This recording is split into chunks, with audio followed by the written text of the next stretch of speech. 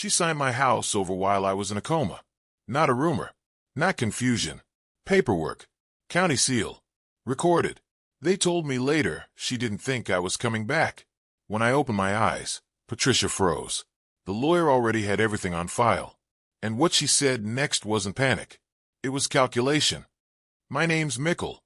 Most folks just say Uncle Mickle. I'm 48 now. Was 47 when all this started. Though I guess technically it started before that. Hard to draw a clean line. I don't remember the crash. That part's gone. They said it was late October. Wet asphalt. I always thought it was a logging truck that slid sideways in front of me. But no, wait. That's not right. It was a cattle hauler. Logging truck was behind.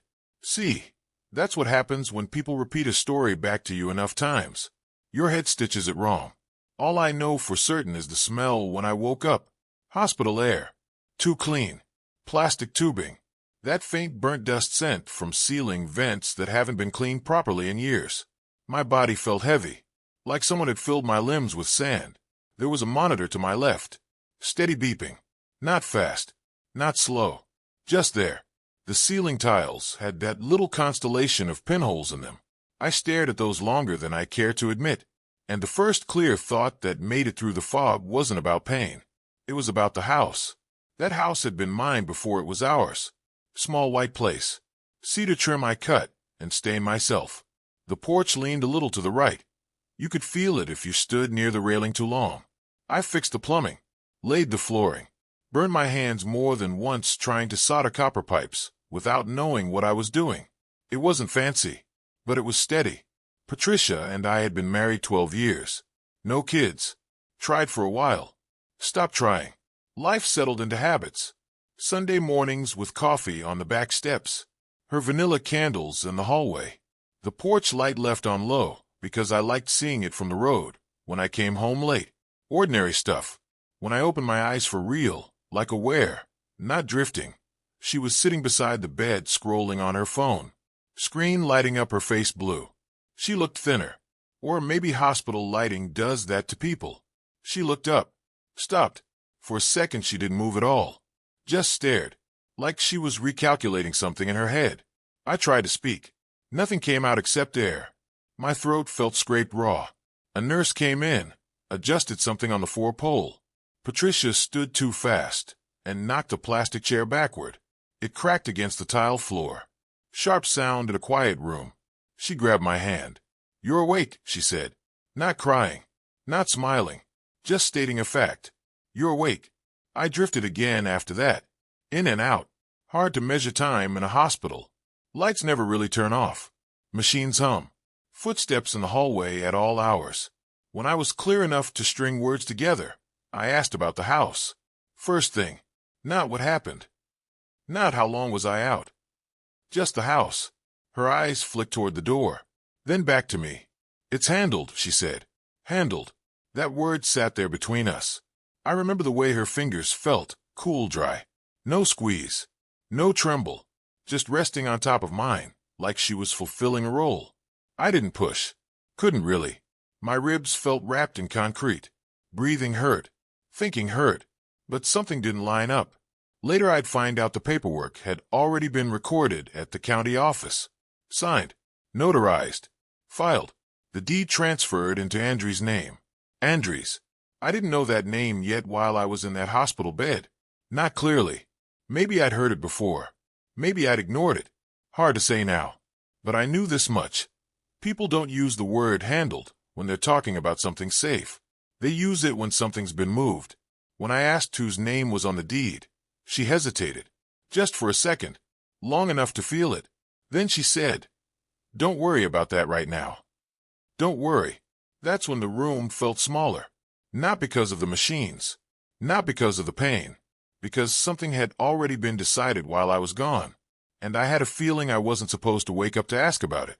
Before the crash, things were steady. Not exciting. Not dramatic. Just steady. Patricia worked part-time at a home decor store off Main. The one with the big glass windows and seasonal wreaths that changed out every month. She liked arranging displays. Said it made her feel like she was building something without getting her hands dirty. I drove regional routes. Construction materials mostly. Long hours, but predictable. I'd leave before sunrise some days, frost still on the windshield, and get back after dark with that smell of diesel clinging to my jacket. Patricia used to complain about that smell. Not mean about it. Just wrinkle her nose and open a window. We didn't fight much. Actually, no, that's not accurate. We did fight. Just not loud. It was the quiet kind. Dishes getting set down a little harder than necessary. Doors closing with extra weight. Weeks where conversation shrank to grocery lists and weather updates. You ever notice how silence can grow legs? It walks around the house at night, but it wasn't broken. At least I didn't think so. The house had this rhythm to it. The heater kicking on in the hallway. The fridge humming in the kitchen. Porch boards creaking when one of us stepped out after dinner. Patricia liked to sit with her phone and scroll. I'd sit with a legal pad and write down things that needed fixing. Gutter. Fence post. That loose stair tread by the garage. I believed in maintenance. Fix what you can before it rots. Looking back, that belief didn't stretch far enough. There was a period, maybe 6 months before the accident, when Patricia started staying later at work. Inventory, she said. Season change. It made sense. Retail does that. Holidays come fast. I didn't question it. Well, I did once. I asked why her schedule kept shifting. She said management was short-staffed. I remember nodding. I remember thinking I should be supportive. That's what a good husband does, right? Doesn't micromanage. Doesn't hover. Or maybe I just didn't want to look too closely. There was a new perfume, too. Something sharper than the vanilla candles she liked at home. I noticed it one night when she leaned across me to grab the remote. Clean scent. Almost citrus. I almost asked about it. Didn't. It's funny what we choose not to ask. Our bank account stayed normal. No big withdrawals. Mortgage paid on time. Utilities steady. If there were cracks, they were hairline. One evening, I think it was August, because the cicadas were loud. That's right, August. She mentioned a name while texting. Andries. She said it casually. Andries from work says the new shipment's late. I remember repeating the name in my head.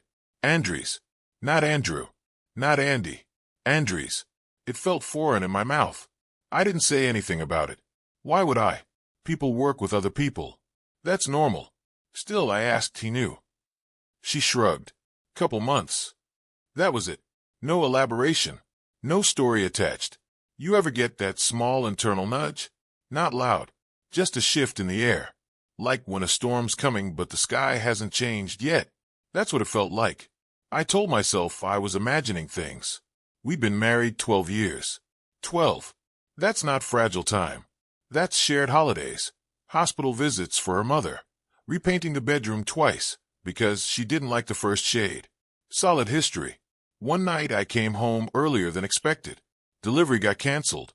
I remember the gravel crunching under my tires as I pulled into the driveway around 6:15. Or maybe 6:30. It was still light out. The porch light wasn't on yet. Her car was there. Inside, the house smelled like that sharper perfume again. Not strong. Just present. The back door was slightly open. Not wide. Just not fully latched. I called out her name. She answered from the kitchen. Normal tone. Said she was making pasta. I walked through the living room. Nothing out of place. Couch cushions straight. TV off. The hallway felt cooler than usual. Might have just been the AC. I didn't see anyone. Didn't hear anyone. But something about the air felt used. That's the only way I can describe it. Like I'd stepped into a room after a conversation ended. Maybe I was wrong. Maybe I'm stitching memory onto suspicion after the fact. That happens. The mind rewrites scenes once it knows the ending. But I remember standing in that kitchen doorway, watching her stir sauce, and wondering, when did we stop looking each other in the eye for more than a second? And I wonder now if I should have asked that question out loud instead of carrying it around like a pocket stone. The coma lasted 18 days. That's what the discharge paper said. 18. Though for me it felt like a skipped chapter. 1 minute I was gripping a steering wheel. Next thing I remember clearly, there was a plastic bracelet cutting into my wrist and Patricia saying, "You're awake." 18 days is enough time for paperwork. Enough time for signatures. After I stabilized, the doctors talked about swelling, Fractures. A bruised lung. I nodded when they expected nodding. Signed what they put in front of me. Or tried to. My hand shook more than I expected. Pain medication makes everything feel slightly unreal. Like you're watching your own life. Through thick glass. Patricia handled most conversations. Insurance adjuster came by once. I remember his tie. Navy blue with tiny white dots. He stood near the window and spoke softly. Like hospitals require a certain volume. Patricia stepped into the hallway with him at one point. I watched the door close. Couldn't hear words. Just low tones. A few days later, a man in a gray suit came in. Late 40s. Thinning hair. Polite smile that didn't stretch his eyes. He introduced himself as Mr. Halvorsen. Said he was there to confirm documentation. Documentation for what? I wondered. He shook my hand gently, like I might break. Asked how I was feeling. Standard stuff. Then he said he'd already spoken with Patricia about asset transitions. Asset transitions. That's a phrase that doesn't belong in a hospital room. I looked at Patricia. She avoided my eyes. Adjusted the blanket near my feet, like it suddenly needed fixing. I asked him, slowly because my ribs still pulled when I breathed. What assets? He smiled again. Same polite curve. Just precautionary measures, Mr. Mickle. In the event recovery didn't proceed as hoped. Recovery didn't proceed as hoped. I let that sentence sit there. I tried to piece together what he meant. My head felt heavy. Thoughts moved slower than they should have. I asked Patricia after he left. What did he mean? She exhaled through her nose. Small sound. I had to make decisions, she said. They weren't sure you'd wake up. I waited. Nothing more came. A day later, when I was moved to a step-down unit, I noticed my phone wasn't in my personal items bag. Wallet was there. Watch. Clothes in a clear plastic sack. No phone. I asked about it. She said it was damaged in the crash. Could be true. But something about the way she answered, quick, clipped, made my stomach tighten. I started paying attention. That's when small things lined up in ways I didn't like. She took calls outside the room. Not all of them. Just some. When I asked who it was, she'd say work or insurance without specifics. Once I heard a laugh in her voice from the hallway. Low. Familiar. Not the kind she used with customer service reps. I told myself I was being paranoid. Pain meds do that. Still, when she left one afternoon to grab lunch, she forgot her purse on the chair. It buzzed. Once. Then again. I stared at it longer than I should have.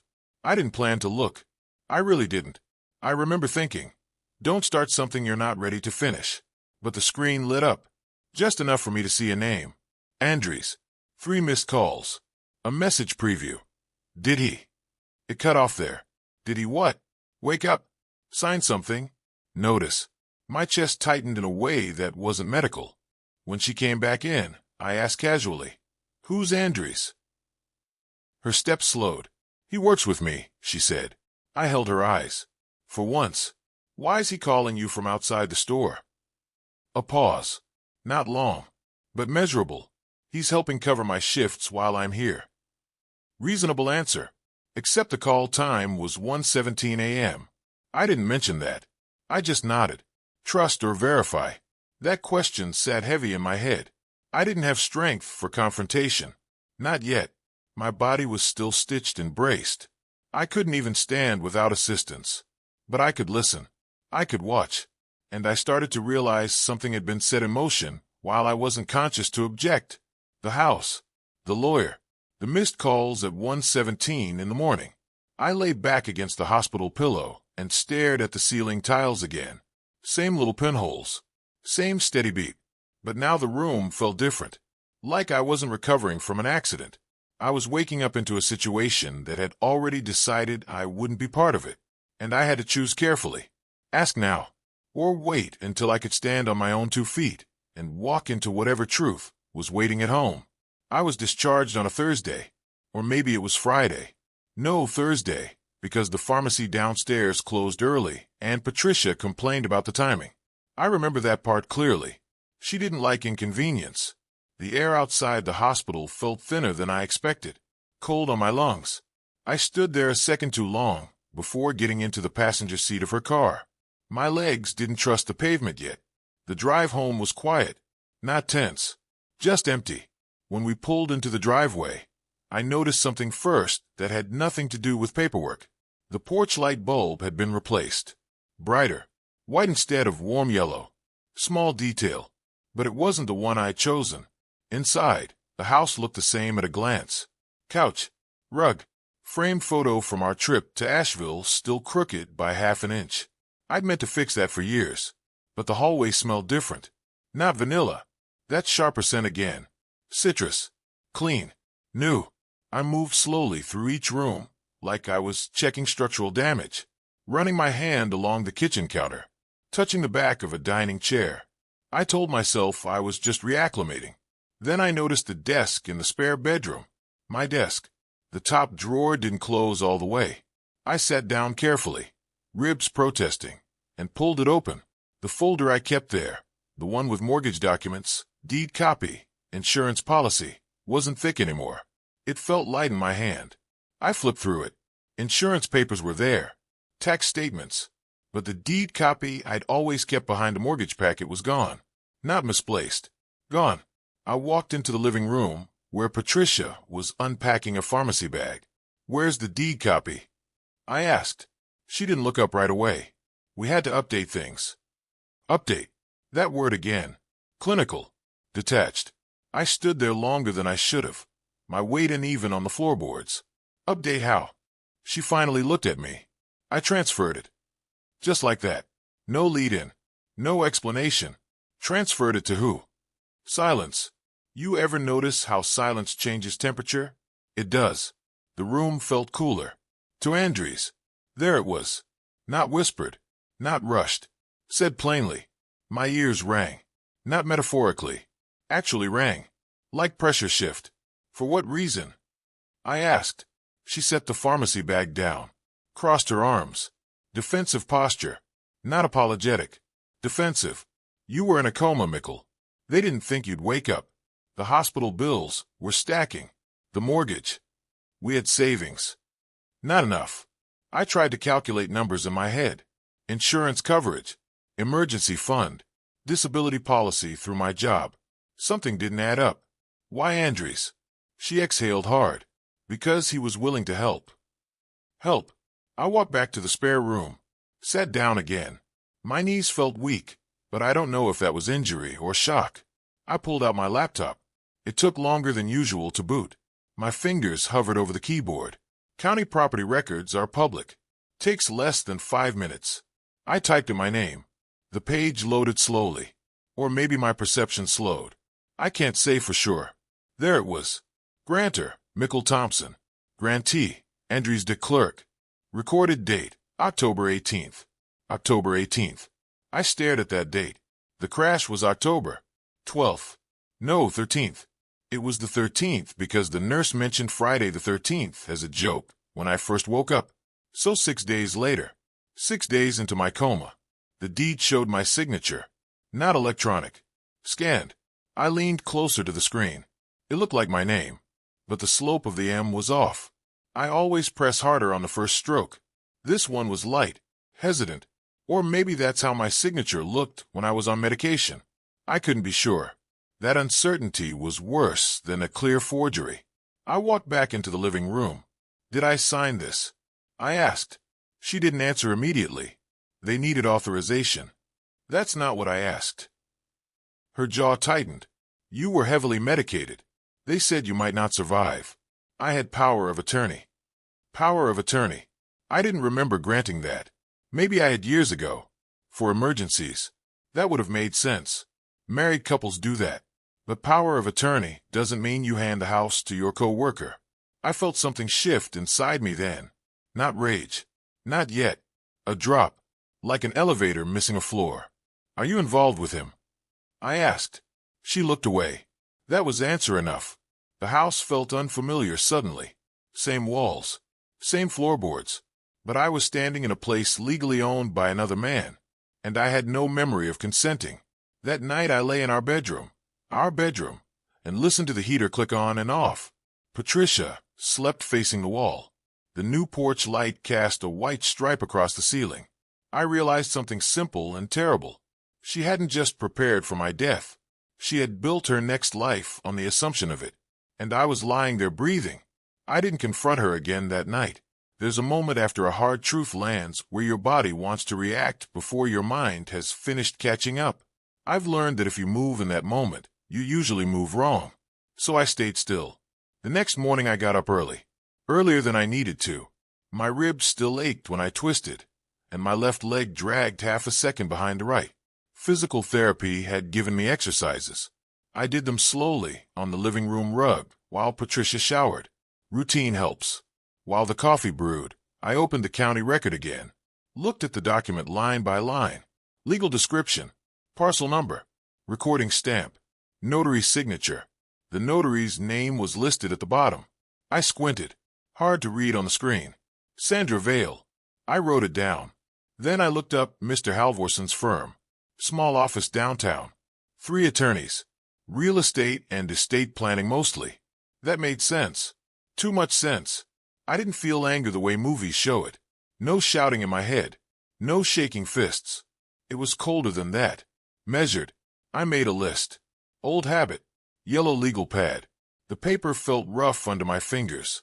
Confirm power of attorney. Obtain copy of signed deed. Verify hospital records for date and capacity. Speak to attorney not connected to her. Simple steps. Patricia came into the kitchen while I was writing. Hair still damp. She saw the pad. "You're not going to drag this out, are you?" she said. "Drag this out." I looked up at her. "This is my house," I said. My voice surprised me. Even. Low. "It's Andrew's house now." She said it like stating the weather. I nodded slowly. "We'll see." That afternoon, while she was at work, I drove carefully to a different law office across town. I don't remember the firm's name exactly. Carter and Wynn? Or maybe just Wynn. No, Carter and Wynn sounds right. Brick building. Faded brass sign. The receptionist smelled like peppermint gum. I sat in a leather chair that stuck slightly to the back of my shirt and waited. My leg bounced without asking permission. The attorney I met with, Thomas Wynn, was older. Gray hair combed straight back. No theatrics. I like that. I laid the printed deed on his desk. He read it without interruption. "Did you sign this?" he asked. "I don't know." He leaned back. "That's a problem," he said. "We talked about capacity, about undue influence, about fiduciary responsibility under power of attorney." He explained that even if Patricia held POA, she had a duty to act in my best interest. Transferring the primary residence to a co-worker's 6 days into a medically induced coma did not immediately sound like that. "Were you conscious?" he asked. "No." "Were you able to comprehend the nature of the transaction?" "I was intubated." He paused. "That helps," he said quietly. I asked him straight. "Can I get it back?" He didn't answer right away. "There are avenues," he said. "But understand something. If this was done fraudulently, it becomes more than a property dispute. Criminal." He didn't say the word. Didn't need to. I drove home slower than usual. The truck engine hummed steady. Trees blurred past in muted browns and grays. I kept thinking about Patricia's face when she said, "It's Andrew's house now." Not regretful. Resolved. I pulled into the driveway and looked at the siding. The cedar trim I'd stained myself had darkened over the years. I could still see faint brush marks if I stood close. I thought about confrontation, about walking inside and demanding answers, about telling her I'd spoken to a lawyer. But I didn't. Not yet. That night at dinner, takeout containers on the table, because neither of us felt like cooking, I asked her one thing. "Did you love him before the accident?" She didn't flinch. "Yes." The word hung there. "How long?" "A while." That's all she gave me. I nodded. Took another bite of food I couldn't taste. Here's the part where some people expect yelling. Plates thrown. Door slammed. That's not what happened. I finished eating. Washed my hands. Went into the spare bedroom and closed the door. I sat at that desk, the same one she'd emptied, and thought about the difference between anger and action. Anger burns fast. Action lasts longer. If someone betrays you while you're unconscious, what do you owe them when you're awake? Forgiveness? Silence? Or consequences? I don't ask that lightly. I genuinely want to know where you draw that line. I didn't warn her. Some things work better without announcement. Thomas, when filed the petition on a Monday morning, emergency motion to void the deed based on incapacity and breach of fiduciary duty. He moved fast, faster than I expected. By Wednesday, Andries had been served. I was sitting at the kitchen table when his truck pulled into the driveway. Dark gray Coma. Clean. No rust on the wheel wells. I noticed that detail before I noticed him stepping out. Patricia was at work. He didn't knock right away. Stood there on the porch like he wasn't sure which version of me he'd find inside. Dead man walking or man who woke up. I opened the door before he could decide. He looked younger up close. Mid-30s maybe. Hard to pin down. Hair neatly trimmed. Shirt tucked in. "You Mickle?" he asked. "I am." He held up the envelope. Court stamp visible. "What is this?" "You can read." His jaw tightened. "You signed the deed," he said. This was legal. Was it? We stood there, porch boards creaking under shifting weight. He stepped closer. Not aggressive. Just closer. She had power of attorney. Power of attorney isn't ownership. He glanced past me into the house. Quick scan. Like he was already measuring wall space in his head. "You were dying," he said. That one landed. I felt it in my chest. Not pain. Just impact. "I wasn't dead," I replied. He exhaled sharply. "She needed security." "She needed you." Silence. He didn't answer. I stepped outside and closed the door behind me. Cool air. Late afternoon. A dog barking somewhere down the block. "You were planning to move in?" I asked. He hesitated. That was answer enough. "She was unhappy," he said. I nodded slowly. "That gives you the right to my property." His eyes flicked down to the envelope again. "You're making this ugly." I almost laughed at that. Almost. Ugly. I studied his face. No guilt. No triumph either. Just inconvenience. Like I delayed a renovation project. For a second, just a second, I wondered if I was going too far. If maybe I should let it go. Sell the place. Walk away clean. Start somewhere else without the fight. It would be simpler. Cleaner. But simple isn't the same as right. "You built a future on my absence," I said quietly. "You don't get to complain about the paperwork when I show up." His shoulders stiffened. "You think dragging this through court fixes your marriage?" "No," I said. "It fixes the deed." He didn't have much to say after that. He left without shaking my hand. Patricia came home an hour later. She knew before she walked in. Probably got a call. Her face was tight. "You served him?" she asked. "Yes." "You're destroying everything." I leaned against the counter because my leg was starting to ache again. "No," I said. "I'm correcting something." She paced the living room, hands moving through her hair. For the first time since I woke up, she looked uncertain. "This didn't have to be public," she said. "Then it shouldn't have been done." She stopped pacing. "What do you want, Mickle?" Clear question. I thought about it. Not revenge. Not humiliation. Not even reconciliation. "I want what's mine," I said. The room felt smaller again. Not because of fear. Because lines had been drawn. 2 weeks later, in a small courtroom with fluorescent lights that buzzed faintly overhead, the judge reviewed hospital records, intubation dates, sedation levels, neurological assessments.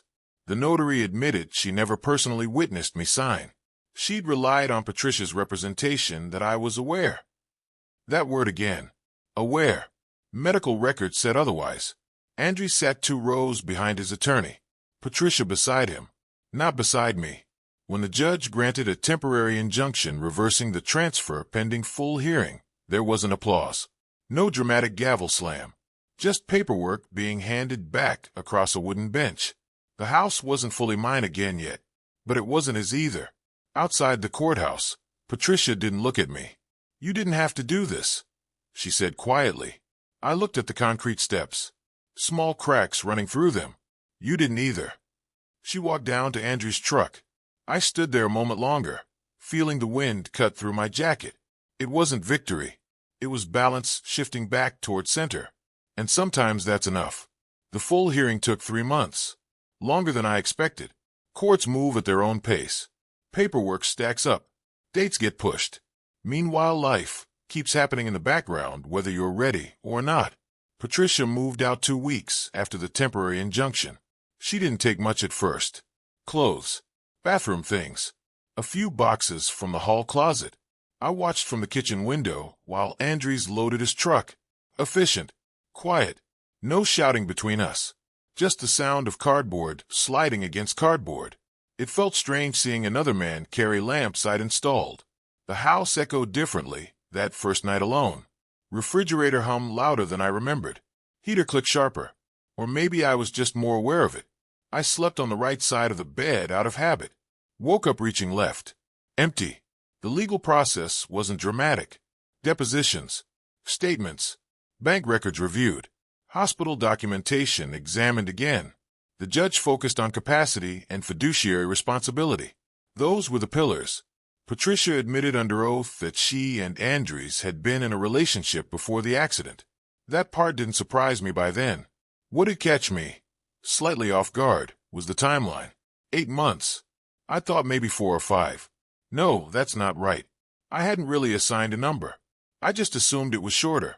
8 months means it started back, when the porch still had summer heat in the boards. Funny how memory rearranges itself once you know the full picture. The notary faced disciplinary review. Mr. Halvorson distanced himself quickly once things got formal. Claimed he acted on representations provided to him. Technically, that may have been true. Technically. In the end, the court voided the deed entirely. Fraudulent conveyance.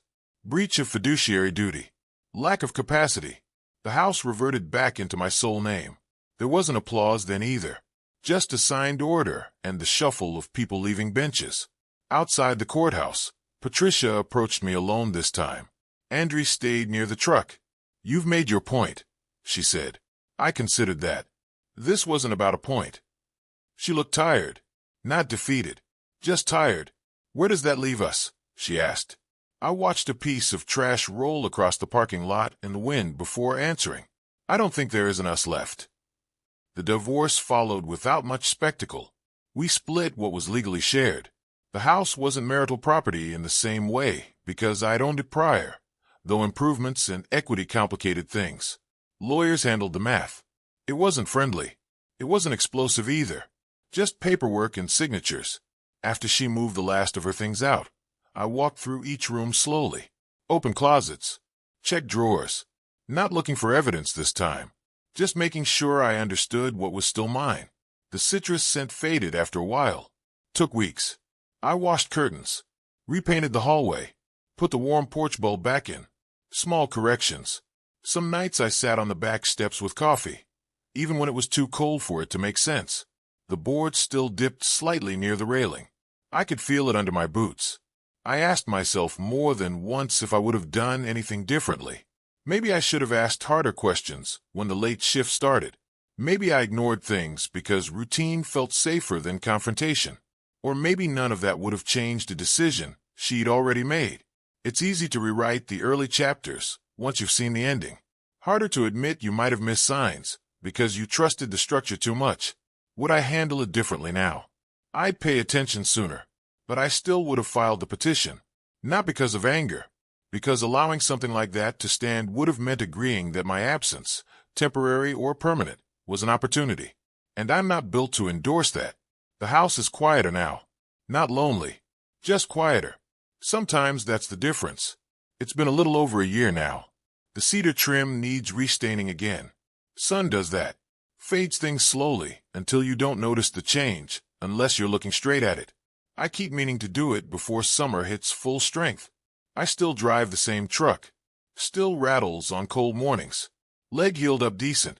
Not perfect. There's a stiffness when the weather shifts. Doctor said that might stick around. I can live with that. The house feels like mine again. Not because a judge signed something. Because I walk through it without wondering whose footsteps will follow. People ask me sometimes, quietly, like they're afraid of stepping wrong, if I hate her. No, that would require more energy than I'm willing to give. What I feel is clarity. There's a difference between betrayal and incompatibility. I didn't understand that before. I used to think if something broke, you fix it, tighten the screws, patch the drywall, repaint. But some fractures aren't structural accidents. They're decisions. and decisions carry weight. I think about those 18 days sometimes, lying there unaware while choices were being made in my name. It's unsettling if you let it spiral too far. The idea that someone can start dividing your life before you're done living it. But here's the part that matters. I woke up. That's not dramatic. It's just factual. I opened my eyes and saw what was happening. And once you see something clearly, you're responsible for what you do next. There was a moment, brief, but real, when I considered letting it slide. Selling the house. Taking whatever settlement was easiest.